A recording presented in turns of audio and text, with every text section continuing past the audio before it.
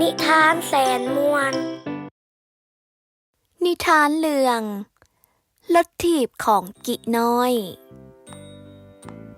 กิน้อยเป็นเด็กน้อยที่น่าหักลาวอาศัยอยู่กับพ่อแม่ที่มีอาชีพเก็บเครื่องเก่าขาย กิน้อยเป็นคนคำฮู้ตั้งใจเฮียน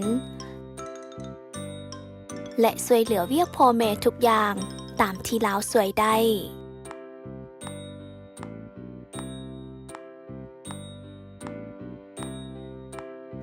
ปีนี้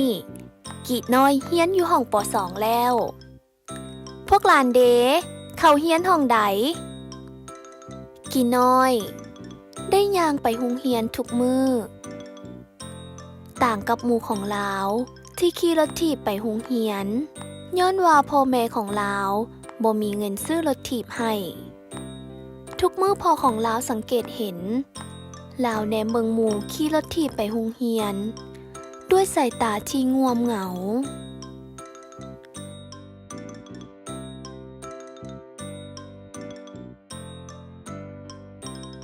พ่อของลาวจึงคิดหาวิธีที่จะซอกรถถีบให้กิน้อยและมามื้อหนึ่งกิน้อยเอ้ยเบิ่งนี่แม่ ว้าว รถถีบของลูกว่ะพ่อ แม่นแล้วลูกมักบ่ มากหลายเลยพ่อขอบใจหลายๆเด้อพ่อ